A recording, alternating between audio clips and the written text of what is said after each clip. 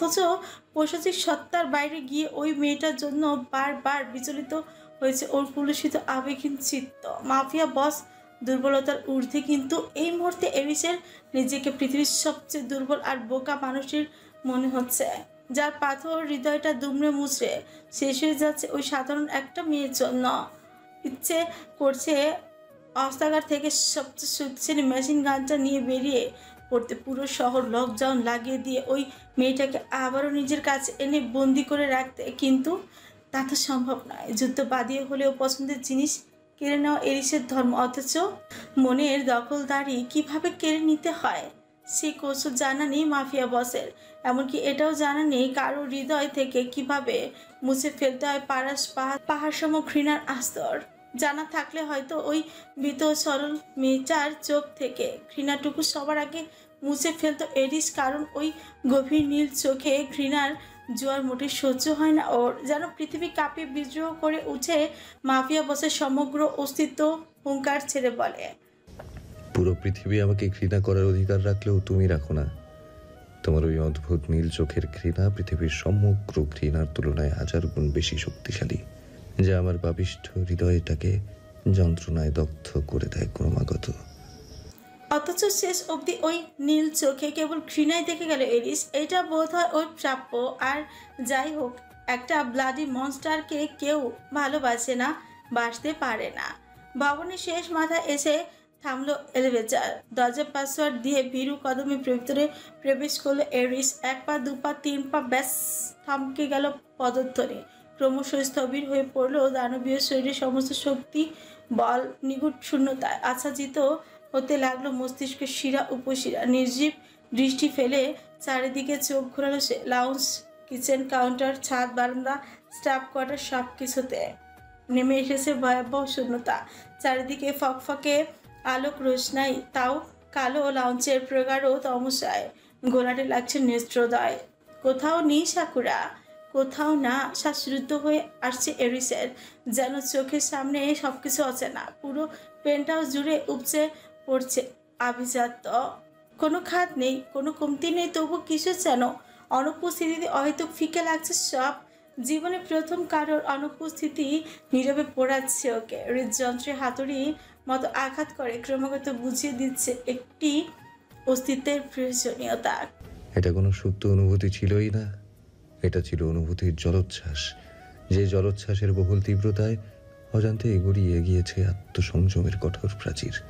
প্রেমানুভূতির শীতল বাড়িধারায় সিক্ত হয়েছে পাথর হৃদয়। কিন্তু প্রীতিপাম এতগুলো দিনেও তার সামান্যতম গভীরতা আজ করতে পারেনি মাফিয়া বস। কেন এসেছিলে আমার জীবনে? কেন তোমাকে উপেক্ষা করতে পারিনি আমি? কেনই বা তোমাকে পাগলের মতো মিস করছি এখন? I hate this fucking emotion. দু হাতে চুল খামচে ধরে আনমনে গর্জে উঠে এরিস। তার ক্ষিপ্রতার শিকার হয় পায়ের কাছে অবস্থানরত নান্দনিক সেন্টার টেবিলটা। কাঁচ ভাঙা ঝনঝন আওয়াজে এপাশ ওপাশ থেকে লুকিয়ে চুরিয়ে উকি দেয় স্টাফরা। তাতে বিঘ্ন পরিমাণ ভ্রুক্ষেপ না করেই এরিস সামনে এগোয়, প্রচণ্ড ক্রোধে বশবর্তী হয়ে অতর্কিতে হাতের কাছে যা পায় সেটাকে ছুঁড়ে ফেলে দেয় দিক বেদিক। মুহূর্তে কাচের টুকরো আর ভাঙা আসবাবের ভরে ওঠে লাউঞ্চের তকতকে মসৃণ মেঝেটা। যুদ্ধটা যখন মনের সঙ্গে মস্তিষ্কের হয়, তখনই দ্বিধাগ্রস্ত হয় কেবল রসিকতা। এরিস কোনোভাবেই পারছে না নিজের অনুভূতিকে সামাল দিতে, পারছে না ওই পান পাতার মতো আদুরে মুখটা মানুষ পর থেকে এক মুহূর্তের জন্য সরিয়ে দিতে। ওর চোখে ঈশানী ছিল শুভ্র মেঘের মতো নমনীয়, যা পৃথিবীর সকল রুক্ষতাকে এক নিমিষেই গলিয়ে দিতে সক্ষম। কিন্তু সেই নমনীয়তাটুকু এখন আর অবশিষ্ট নেই। সুমিষ্ট ভ্যানিলা সুঘ্রাণ নেই, নীল চোখের অভিমানী চাহনি, নুপুরের ঋণিঝিনি আওয়াজ নেই, কোথাও খিলখিল হাসির ঝঙ্কার নেই, সর্বোপরি সাকুরা নেই, নেই নেই, কোথাও নেই। আবারও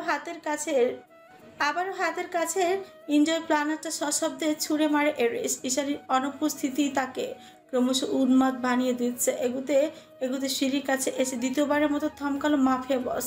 কি মনে করে সামনে পা বাড়িয়ে গতিপথ পাল্টালো, ফের এগিয়ে গেল ঈশানীর 12 বাই 12 ফিটের ছোট্ট রুমটার দিকে।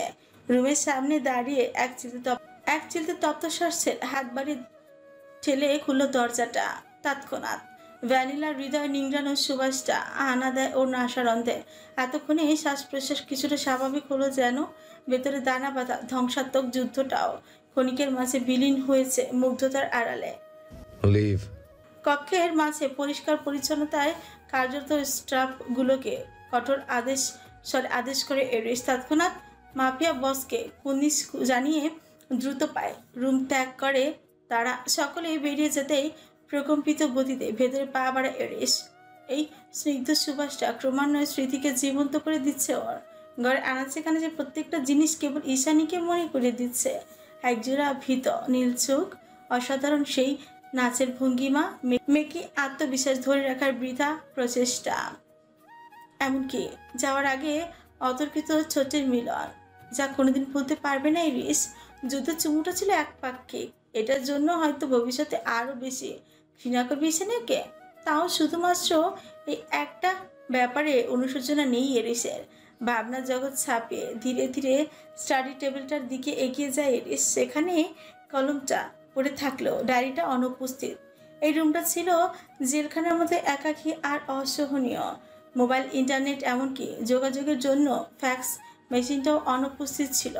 ফ্লোরার রুমে তাও ফ্যাক্স মেশিন রয়েছে, এখানে সেটাও দেওয়া হয়নি। অবশ্য দেওয়ার কথাও নয়, এরিস তো মেয়েটাকে টর্চার করতে রেখে দিয়েছিল।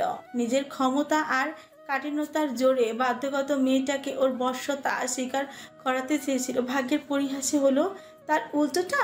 ডেস্টিনি সবকিছু পাল্টে দিয়েছে।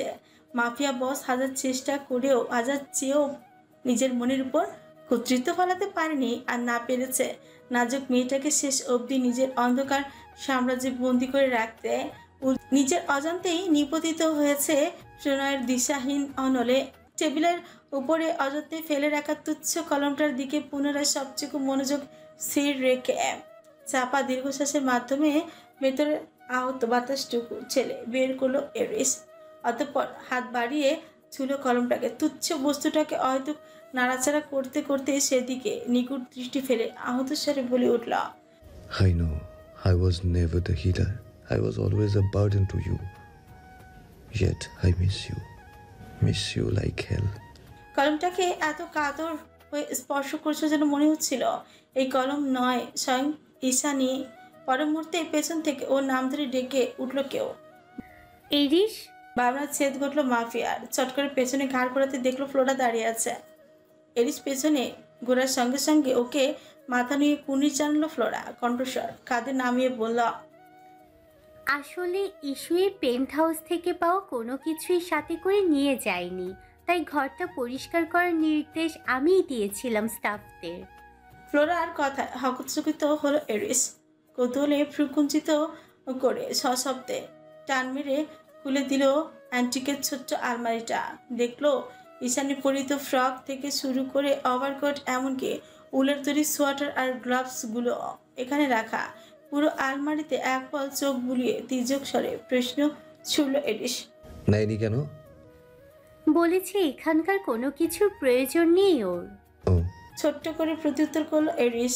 ফ্লোরা চলে যাওয়ার জন্য উদ্যত হয়, ফের পেছনে ঘুরে শুধল, তাহলে কি স্টাফদের? না। বাক্য শেষ করার আগে প্রসঙ্গে কঠোর নিষেধাজ্ঞা আরোপ করলো এরিস। গমগমে আওয়াজ বলল, এটা যেমন আছে তেমনই থাকবে, হয়তো পরিষ্কার করার দরকার নেই। এরিসের হঠাৎ রুম নিয়ে তৎপরতা দেখে অবাক হলো ফ্লোরা। তাও কথা না বাড়িয়ে সূচক মাথা দোলালো নির্লিপ্তে। অতঃপর এরিসকে একা রেখে তাড়াহুড়ো করে আড়ষ্ট কদমে ওই জায়গা থেকে প্রস্থান করলো মেয়েটা।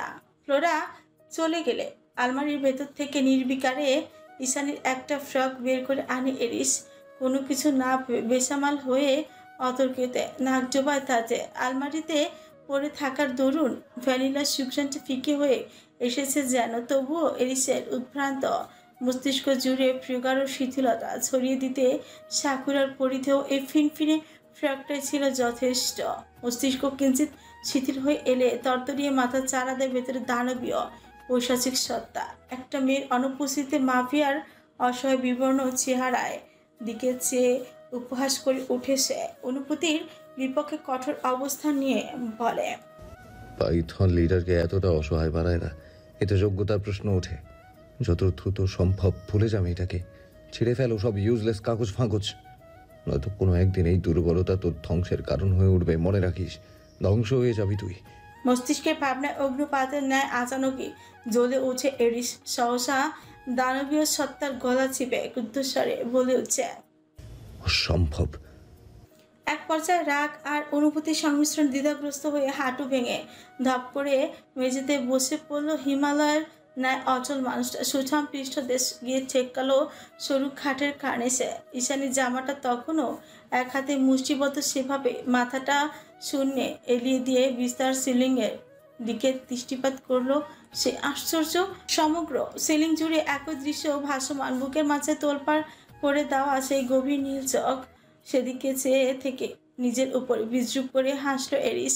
পর মুহূর্তে চোখ মুখে নেমে এলো তার বিষাদের ঘনঘটা। কিয়ৎক্ষণ অতিবাহিত হলো বিষণ্ণ নীরবতায়। পর মুহূর্তে মোহবিষ্টের ন্যায় পূর্ণ দৃষ্টি মেলে ভাসমান নীল চোখের দিকে চেয়ে থেকে মতিপসমে বিড়বিড়ালো মাহফি আবাস, তুমি ছিলে মরীচিকার সাম্রাজ্যে এক ভারী পথের দিশা, আধার হৃদয়ের এক টুকরো আলোক শিখা। তুমি আমার নামে লেখা সেই পবিত্র নীল আকাশ, যার অধিকার থেকে স্বয়ং বিচ্যুত আমি। অথচ তুমি শুধুই আমার, প্রেম আমার। কক্সবাজার বাংলাদেশ। সূর্যের সোনালি রশ্মিতে জল করছে চারিদিক। দক্ষিণ থেকে ভেসে আসছে দোদুলমান উত্তাল সামুদ্রিক গর্জন। বৃক্ষ আচ্ছাদিত রাস্তার চারিপাশে মুচো মুচো সোনালি রোদের হাতছানি। বরফের মাঝে জমি নেই কোনো কিছু, গাছপালা, ঘরবাড়ি সবকিছু সতেজ। জানুয়ারি মাসের শেষ কয়েকটা দিন হওয়ায় জুৎসই শীতের রেশ এখনো উপস্থিত। তবে রাশিয়ার অসহনীয় ঠান্ডার তুলনায় এই শীতটুকু নিছকই আরামদায়ক আর ভীষণ উপভোগ্য। কচি ঘাসে পতিত বিন্দুসম শিশির কণাগুলো যেন ঝুরঝুরো মুক্তদানা। 17 ঘন্টা লম্বা ফ্লাইটের ইতি টেনে ভোর রাতে ঈশানীকে নিয়ে ঢাকায় এসে পৌঁছেছে তুষার। সেখান থেকে হেলিকপ্টারে সোজা কক্সবাজার। ব্যক্তিগত রেঞ্জ রোভারটা ঊর্ধ্বশ্বাসে এগিয়ে যাচ্ছে ঈশানীদের শ্যাওলাপড়া ছোট্ট দোতলা বাড়িটার অভিমুখে। চোখে রোদ চশমা এঁচে নির্লিপ্তে গাড়ি ড্রাইভ করছে তুষার। মুখের উপর মাস্ক লাগানো দরুন তার অভিব্যক্তি বুঝে ওঠা যায়। অন্তর্মুখী ঈশানী সেদিকে নজর দিল না খুব একটা। তুষারের কিসের এত দায়বদ্ধতা যে ওকে সুদূর রাশিয়া থেকে বাড়ি পর্যন্ত এগিয়ে দিচ্ছে? মাফিয়ারা তো এতটা সদয় নয়। প্রশ্ন মনে এলেও মুখে প্রকাশ করার ইচ্ছে জাগেনি ঈশ্বর। সহসা ঘাড় ফিরে সন্তর্পণে নামিয়ে দিয়েছে গাড়ির টিডেন্ট জানালা নামতে একগুছে দমকা হাওয়া বাতাসে শরীরের লোমকূপ দাঁড়িয়ে গেল নিমিষে। বহুদিন বাদে ভেজা মাটির সোজা গন্ধ প্রাণ জুড়িয়ে এলো ওর। ঈশানী আজ ভীষণ খুশি। চোখে মুখে জড়ো হয়েছে উপচে পড়া প্রফুল্লতা। জানালায় চিবুক ছেকে এতটা বিভোর নয়নে চারিদিক অবলোকন করেছে যেন সবকিছুই ওর কাছে নতুন। ঠোঁটের আগায় লেপটে আছে সদ্য জন্মানো শিশুর ন্যায় এক চিলতে বিমোহিত হাসে, অশ্রুসিক্ত দুনয়ন। ঈশানী জানে না এতগুলো দিনে বাদে বাড়িতে ওর জন্য ঠিক কি অপেক্ষা করছে, জানতে চায়ও না। এই মুহূর্তে বেঁচে ফেরার আনন্দের তুলনায় ওর নিকট সবকিছু সব তুচ্ছ। সব আই থিঙ্ক এটাই তোমাদের বাড়ি। গাড়িটা স্থির হতে না হতেই সবিত ফিরে পেল ঈশানী। হতচকিত নয়নে সামনের দিকে দৃষ্টিপাত করতে ওপাশ থেকে বহুক্ষণ নীরবতা ভাঙল তুষার। সে শ্যাওলা পরা দোতলা বাড়ি। অভিমানে অশ্রু জলে ভরে উঠেছে চোখের কার্নিশ। কণ্ঠনালী রোধ করেছে জমে থাকা কান্নার জোয়ার। নিজের সুপরিচিত বাড়িটার দিকে এক পল দৃষ্টি বুলিয়ে তুষারের পানে ঘাড় ঘুরিয়ে সবেগে মাথা নাড়ল ঈশানী, যার অর্থ হ্যাঁ, এটাই আমাদের বাড়ি। অতঃপর তড়িঘড়ি করে গাড়ি থেকে নেমে গেল ঈশানী। আনন্দে আত্মহারা হয়ে 2 কদম এগিয়ে গিয়ে ফের ঘুরে এলো গাড়ির দিকে। দ্বিধাগ্রস্ত হস্তে চোক্কা দিল যারা। তুষার ফিরে যাওয়ার প্রস্তুতি নিচ্ছিল। এমন সময় হঠাৎ জানালায় কড়া নাড়ার আওয়াজে কাজ নামালো সে। দেখলো মাথাটা আলতো নুইয়ে এদিকে তাকিয়ে আছে ঈশানী। সরল কপালে ভাঁজ পড়ল তুষারের। প্রশ্নসূচক দৃষ্টি নিক্ষেপ করে অস্পষ্ট স্বরে শুধল, কিছু বলতে চাও? এত দূর পৌঁছে দেওয়ার জন্য আপনাকে অসংখ্য ধন্যবাদ। ইতস্তত কণ্ঠে সম্মোহনী বাক্যটুকু শেষ করলো ঈশানী। তৎক্ষণাৎ প্রত্যুত্তর করলো তুষার, ইটস মাই ডিউটি। আনমনে শব্দটা উচ্চারণ করলো ঈশানী। পরক্ষণে জিভের ডগায় অদর ভিজে কিঞ্চিত দ্বিধাগ্রস্ত কণ্ঠে বলল, হ্যালো প্রিয় শ্রোতা বন্ধুরা, আপনারা শুনছেন পুতুল ডায়েরি প্রেজেন্টস ভালোবাসার সুন্দর সুন্দর গল্প। আমাদের কাজকে আরো সুন্দর করার জন্য আপনাদের উৎসাহ প্রয়োজন। আপনাদের উৎসাহ আমাদের অনুপ্রেরণা। ধন্যবাদ। আপনি চাইলে বাড়িতে আসতে পারেন। No thanks. তুষারের প্রত্যুত্তরে স্বস্তি নিঃশ্বাস ছাড়ে মেয়েটা, যেন না করাতে খুব জোর বেঁচে গিয়েছে সেভাবে ফের এগিয়ে যায় বাড়ির দিকে। তখনই গাড়ির মধ্যে থেকে আরেক দফা বাক্য ছাড়ল তুষার। পেছন থেকে রাজবাড়ি কঞ্চে বলে উঠল, মুভির আনন্দে আত্মহার হয়ে ভুলবশত সে মানুষটাকে রাগিয়ে দিও না, যেখানে এক নিমিষে তোমার সব স্বাধীনতা হরণ করার ক্ষমতা রাখে। নিজেকে অন্য কারোর সম্পদ ভেবে জীবন অতিবাহিত করার অভ্যেস করে নাও। একটা কথা মাথায় রেখো, পৃথিবীর যে প্রান্তেই থাকো না কেন, you are always under his eyes. অবধি তুষারের মুখ থেকে এতগুলো কথা একসঙ্গে কখনো শুনিনি ঈশানী। তার উপর কথাগুলো ছিল বেশ গভীর আর রহস্যময়। অজ্ঞতা কথার ভাবার্থ বুঝতে এগিয়ে এলো ঈশানী। ঝটপট করে সুতলাম। কি বললেন ঠিক বুঝতে পারিনি, যদি আরেকবার বলতেন। চোট বাঁকিয়ে ফিচেল হাসলো তুষার, জবাব দিল, You know what? Alpha male always protect his mate, but an alpha animal just destroyed everything for his mate. তাই একটু সাবধানে থাকতে বলেছে, দ্যাটস ইট। এবার যেন কৌতূহলের পারদ দ্বিগুণ হলো ঈশানের। সংশয়ে ধুকপুক করে উঠল অন্তঃকরণ। কতগুলো মস্তিষ্কে সাজিয়ে পুনরায় প্রশ্ন করবে তার আগে সশব্দে গিয়ার ট্রেনে হাওয়ার বেগে দৃষ্টি সীমানার অগোচরে আড়াল হয়ে গেল তুষার। অজ্ঞতা ছুটে চলা কালো গাড়িটির দিকে অযাচিত নয়নে তাকিয়ে নিঃশব্দে শুষ্ক যোগ্যে ঈশানী মনে মনে ঝাঁঝিয়ে উঠে বলে, ফালতু মাফিয়া। দুপুর গড়িয়ে বিকেল প্রায়। সকালে শীতের ব্রেশ কাটেনি এখনো। পিঠ পিছলে যাওয়া নরম রোদটুকু এরই মাঝে এলিয়ে পড়েছে পশ্চিম আকাশে। হালকা কুয়াশায় ধূসর হয়ে এসেছে ধরণী। বিকেল হতে না হতে চট্টগ্রাম সি আর বি পাহাড়ে শুরু হয়েছে জনসমাগম। ছোট বড় মাঝারি থেকে শুরু করে সব শ্রেণীর মানুষের উপচে পড়া ভিড়। এক নজরে পর্যবেক্ষণ করলে কখনো চোখে পড়ে হাতে হাঁস রেখে প্রণয় বিলানো নাজুক কপত কপতি, কলেজ ফাঁকি দেওয়া স্বর গরম বন্ধুদের চায়ের আসর, কখনো আদো আদো পায়ে বেলুন হাতে ঘুরে বেড়ানো নিষ্পাপ আদুরে শিশু, কখনো সদ্য বিবাহিত সুখী দম্পতি, তো কখনো জীবনের অনেক প্রহর একসঙ্গে অতিবাহিত করে আসা বৃদ্ধ যুগল। তবে এই মুহূর্তে সবকিছু ছাপিয়ে তুষারের সুকৌশলী মস্তিষ্কে গেঁথে আছে একটা মেয়ে। মেয়েটা সে তখন থেকে ওনার আলে মুখ ঢাকা দিয়ে পথ অনুসরণ করছে। ওর ব্যাপারটা সন্দেহজনক। অজ্ঞতা ধীর পায়ে প্রাচীন ভবনের দিকে এগিয়ে যেতে যেতে নিঃশব্দে রিভলভার লোড করে নিল তুষার। অতঃপর লোকচক্ষুর আড়াল থেকে খপ করে মেয়েটার দুহাত টেনে নিয়ে চেপে ধরল কংক্রিটের শক্ত দেয়ালে। তাতে ধস চেপে ক্রুদ্ধ স্বরে জিজ্ঞেস করল, সত্যি করে বল, কোন স্পাইর হয়ে কাজ করিস? তুষারের কথা বিস্ময়ে হতবিহ্বল হলো মেয়েটা। চোখ দুটো কপালে তুলে উল্টো সুথলা, আশ্চর্য, কাজ করি মানে? আর এভাবে তুই তো করে করছিস কেন? ও পাশে সিনিয়ররা আছে, ডেকে এনে এমন ব্রেক দেওয়াবো না, জনমের মতো এসব নাটক ফাটক ভুলে যাবেন। ওভার স্মার্ট হওয়ার চেষ্টা করো না, স্পট ডেথ বানিয়ে ছেড়ে দেব। কঠোর আওয়াজ বেরিয়ে এলো মাস্কের আড়াল থেকে। ওইদিকে বিরক্তিতে ফ্রি কুচকালো মেয়েটা দাঁত কিরমির করে বলল, শুনুন, নিজম কখনোই ওভার স্মার্ট হওয়ার চেষ্টা করে না, কারণ আমি একটু ওভার স্মার্টই, বুঝেছেন? আর আপনি কোন খ্যাতির মোলা বলুন তো? এভাবে ধরে রেখেছেন কেন? কথা শেষ হতে না হতে একটানে তুষারের মাস্কটা খুলে হাতে নিয়ে এলো নিঝুম। মাস্কে হাত দেওয়ার কয়েক ন্যানো সেকেন্ডের মাঝে ওর কপালে রিভলভার তাক করলো তুষার। আকস্মাত ঘটনায় ঝড়ের গতিতে ঘটে গেল যেন। ওদিকে তুষারের মাস্ক খোলার পর থেকেই দৃষ্টিতে পলক ছাড়ছে না নিঝুম। দিন দুনিয়া বলে এক দৃষ্টিতে তাকে আছে সামনের মানুষটার দিকে। তামাচে বন্যে সুদর্শন লোকটার মুখায়ব দেখে যতটা না বিমোহিত হয়েছে, তার চেয়ে বেশি আশ্চর্য হয়েছে তার কর্মকাণ্ডে। চোখ উঁচিয়ে কপাল তাক করানো রিভলভারের দিকে এক পল নজর দিয়ে হতবাক হয়ে গেল নিঝুম। দুহাতে মুখ ঢেকে কণ্ঠে স্বকীয়তা ধরে রেখে বলল, ও বউ, পিস্তলও দেখিয়ে আছে, সত্যি সত্যি নাটক করেন নাকি? আপনি নিশ্চয়ই হিরো। ভিলেন। গম্ভীরতার স্বরে জবাব দিল তুষার। হতাশায় মুখ দিয়ে উচ্চারণ করলো নিঝুম। বলল, না, ভিলেনটা ঠিক মানালো না, হিরো হলে ভালো হতো। ঠোঁট পাকিয়ে একটু হাসলো তুষার। মেয়েটাকে ছেড়ে দিয়ে পেছনে ঘুরে লম্বা লম্বা পা ফেলে এগিয়ে যেতে যেতে বলল, A villain is always hero in his own mind. লোকটার কথায় আপনা আপনি অধৈর্যগর ফাঁকা হয়ে গেল নিঝুমের। মুখ হয়ে রক্তিম হয়ে উঠল অজানা শিহরণে। চোখের মাঝে আকাশ সম উচ্ছ্বাস ধরে রেখে একা একা বিড়বিড়ালো মেয়েটা। But I love villain. পরমুহূর্তে কি ভেবে যেন হুট করে উচ্ছ্বাসের জোয়ারে ভাটি পড়ল ওর। লোকটার যাওয়ার পানে যে চকিতে দাঁতের আগায় জিভ কেটে চনমনি উঠল নিঝুম। আফসোসের স্বরে বলল, ইস, ওনাকে ফলো করার কারণটাই তো বলা হলো না। কি না কি ভেবে নিল কে জানে। দৃষ্টি সীমানায় তখনও ভেসেছিল লোকটার আবছা অবয়ব। সেটাই কাজে লাগালো নিঝুম। চট করে ব্যাগ থেকে স্টিকি নোট আর কলম বের করে টুকে নিল লোকটার আনকমন ক্যানভাসের জ্যাকেটের লোগোটি রেট্রো ট্রাকার।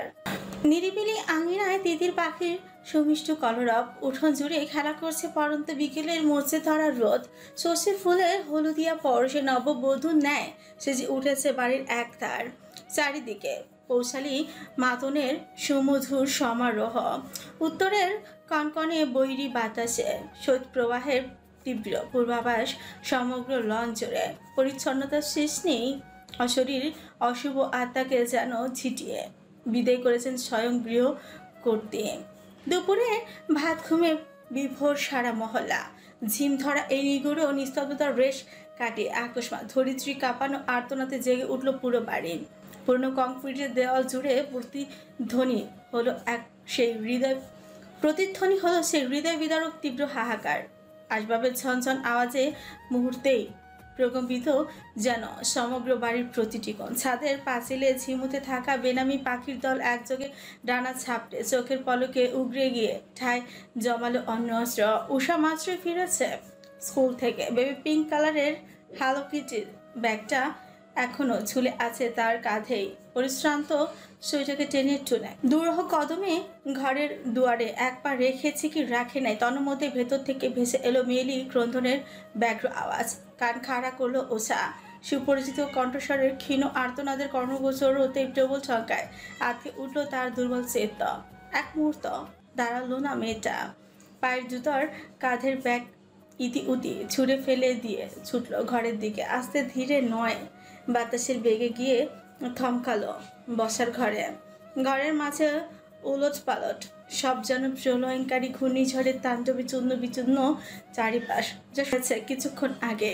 কেন্দ্রস্থল ওর বোন ঈশানী। হ্যাঁ, ঈশানী ফিরে এসেছে। আজ প্রায় 3-4 মাস পর দেখা মিলেছে তার। আর এই মুহূর্তে মায়ের রণচণ্ডীর মুখোমুখি সে। 1-2 করে পরপর 4খানা চপটাঘাত একাধারে হামলে পড়েছে তার মাখন নরম গালে। মারের আঘাতে তুলোর মতন গাল দুটো ছিঁড়ে আসার উপক্রম। গালের যন্ত্রণা ছাপিয়ে আঘাতপ্রাপ্ত হচ্ছে মস্তিষ্ক। চোখের সামনে ভন ভন করে ঘুরছে পুরো দুনিয়া। মেয়ের নাস্তানাবুদ অবস্থা দেখেও রাগে ভাটি পড়ল না রোকেয়া প্রাচীর। এতগুলো দিনের জমানো ক্রোধের বশবর্তী হয়ে ফের হামলে পড়লেন মেয়ের উপর।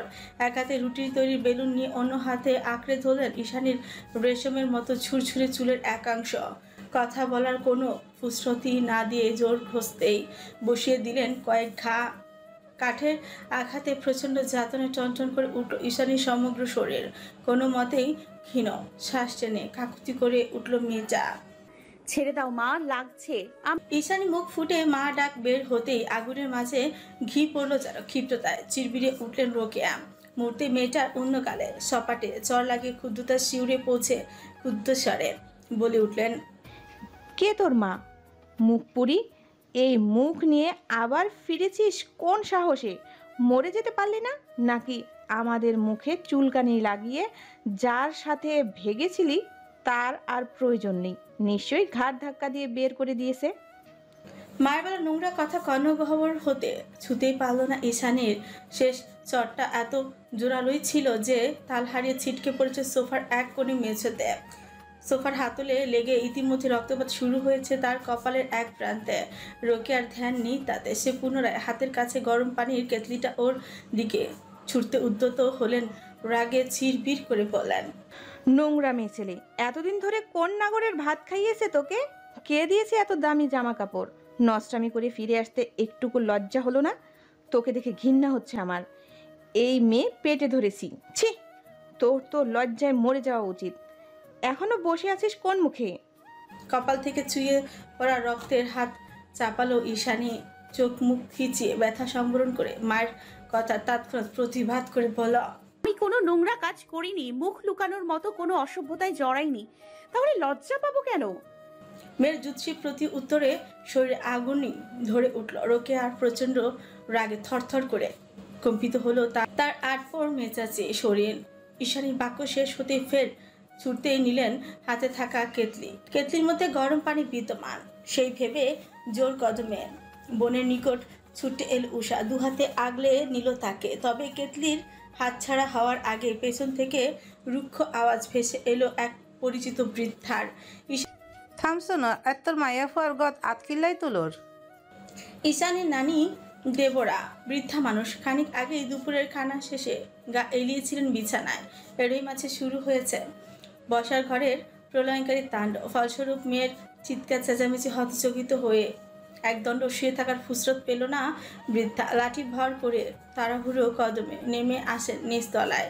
অতঃপর এতগুলো দিন বাদে বড় নাতনিকে দেখে আরেক দফা স্তম্ভিত হয়ে পড়েন তিনি। তারা তো ধরে নিয়েছিলেন এই মেয়ে আর ফিরবে না। পুলিশ কেস কোর্টে দৌড়ানোর, অত শত ঝামেলা করার লোকবল কিংবা আর্থিক সচ্ছলতা কোনোটাই তাদের নেই। অজ্ঞতা থানা একচ্ছত্র সাধারণ ডায়েরি করে চুপচাপ হাত গুটিয়ে নিয়েছিলেন সকলেই। লোকমুখে কানাঘুষে শুনেছিলেন যে ছেলের সঙ্গে পালিয়েছে তার সঙ্গেই নাকি বিদেশ পাড়ি জমিয়েছে তার নাতনি। সেই ভেবে আর এক দস্তর স্বস্তিতে হাঁপ ছেড়েছিলেন পরিবারের সকলে। কিন্তু এতগুলো দিন বাদে এভাবে ফিরে আসায় আশঙ্কার টানা পড়ে নেই কলিজা শুকিয়ে কাঠ হলো বৃদ্ধার। কিয়ৎক্ষণ সিঁড়ির মাথায় দাঁড়িয়ে থেকে সমস্তটা পর্যবেক্ষণ করে মেয়েকে থামানোর প্রয়াসে হাঁক ছাড়লেন তিনি। মায়ের অযাচিত আওয়াজে থমকালেন রোকেয়া। ঘাড় ফিরিয়ে পেছনে দৃষ্টিপাত করে দেখলেন লাঠিতে ভর করে তার মা দাঁড়িয়ে। দেবরা মেয়ের দিকে তীক্ষ্ণ দৃষ্টি ফেলে চোখাচোখি করলেন এক পল। মুহূর্তেই সোজা পায়ে এগিয়ে গেলেন নাতনির অভিমুখে। হাত বাড়িয়ে টেনে তুলেন ঈশানীকে। বয়সের ভারে কুচকে যাওয়ায় আলতো হাতে ওর রক্ত জমাটে মুখে আদুরে পরশ বুলিয়ে শান্ত স্বরে বললেন, উবুক উবুক আর নাতনির মুখে বা ইল্লা ফুয়াইকা গিয়া। নানির আদরের কথায় আশ্বস্ত হতে পারল না ঈশানী। কারণ সর্বোপরি মায়ের কানে কূটনৈতিক পরামর্শগুলো যে নানি দিয়ে থাকে এতগুলো বছরে তা আর অজানা নয় ঈশ্বর। সহসা আবেগ সংবরণ করে নাক টেনে চুপ হয়ে রইল মেয়েটা। বুকের মাঝে অভিমানে তোলপাড়, অথচ কাছে বসিয়ে দুটো খাবার মুখে তুলে দিয়ে এতগুলো দিনের চড়াই উতরাই এর কাহিনী শোনার জন্য বসে নেই কেউই। ওসব পুলসিত অধ্যায়কে এই জীবনে সামনে আনার জন্য যে মনের জোরটুকু প্রয়োজন সেটাও এই মুহূর্তে অবশিষ্ট নেই ঈশ্বর মাঝে। আর না আছে সকলের সম্মুখে নিজের জাহির করার ন্যূনতম ইচ্ছা। অতএব চুপ থেকে পরিস্থিতি সামাল দেওয়ার বুদ্ধিমানের কাজ। ইল্লা গড়িয়ানে হনে মারে। ঈশানীর ভাবনার ছেদ ঘটে নানির উদ্বিগ্নতায়। এবারও নিশ্চুপ মেয়েটা কোমল চিবুকে সন্তর্পণে হাত বুলিয়ে ফের নানিকে শুধায়। নানি ফের শুধায়, তুই এহেলা কিল্লাই নাতি জামাই হরে? নানির কথায় ছলকে উঠল ঈশানী। আশ্চর্য কণ্ঠে বলল, নাতি জামাই মানে কি বলছো এসব নানি? ঈশানীর কথা তেলে বেগুনে জ্বলে উঠে রোকেয়া দাঁতের মাঝে দাঁত পিষে ছাজালো গলায় বললেন, ঢং পেয়েছে ঢং। কথায় না কথায় থেকে বেহাল না পড়া করে এতদিন বাদে ফিরে রসিকতা জুড়েছে আমাদের সাথে। মহল্লার সবাই জানে তুই জিসানের সঙ্গে পালিয়েছিস, আর এখন নাটক করা হচ্ছে। দেবরা শাসালের মেয়েকে জোর গলায় থামিয়ে দেয়। ফের হাসি মুখে নাতনিকে শুধলেন, হ্যাঁ রে, বিয়ে হয়নি? মা আর নানির অযাচিত প্রসঙ্গে মাথা যেন আকাশ ভেঙে পড়ল ঈশানের। নিজের নামে তৈরি হওয়া এত কুছায় মাথা ঝালাপালা হয়ে যাচ্ছে ওর। কিসের স্বস্তি কিসের কি, এ যেন অসহায়তার নদী ছাড়িয়ে মহাসমুদ্রের পতন। তবে ঘাবড়ল না মেয়েটা। হয়তো কথা বিনা বাক্যে উপেক্ষা করে কপাল সংকোচন করে নিল ব্যতিগ্রস্ততায়। কোনো প্রকার দ্বিধা বোধ ছাড়াই মায়ের কথার পাশে ব্যগ্র স্বরে বলে উঠল, জিসান ঠিক আছে, ওর কিছু হয়নি তো? ভালো আছে ও? ঈশানীকে শঙ্কিত দেখাচ্ছে, দৃষ্টি জুড়ে ভর করেছে অহেতুক কাতরতা। মেয়ের উদ্বিগ্নতায় কপাল কুঁচকে ফেল রোকেয়া প্রাচী। মাকে উদ্দেশ্য করে বিরক্তি স্বরে বলল, দেখলে মা, দেখলে যার সাথে পালিয়েছে তার নাকি খবর জানে না। এত নাটক কথা থেকে শিখেছিস? আমি তো শিখাইনি। তখন থেকে পালিয়েছি, অপবাদ কেন দিচ্ছ? আমি কারোর সঙ্গে পালাইনি। মেজাজ সংবরণ করতে না পেরে তৎক্ষণাৎ তেতে উঠল ঈশানী। দিশেহারা মস্তিষ্কের পাহাড় সমান ভার বইতে না পেরে ক্লান্ত পথিকের ন্যায় তপ্ত শ্বাস ছেড়ে আহত গলায় বলল, আমি ভালো ছিলাম না মা, বিশ্বাস করো আমি মোটেই ভালো ছিলাম না। ভয়ঙ্করভাবে ফেসে গিয়েছিলাম একটা জায়গায়, যেখানে কোনোদিন বেঁচে ফিরবো কিনা, তোমাদের আদৌ দেখতে পাবো কিনা সেটাও জানা ছিল না আমার। ঈশানী এত আহাজুরি পাশে চড়াত করে উঠলেন রোকেয়া। আচানক ঝাড়ি মেরে বললেন,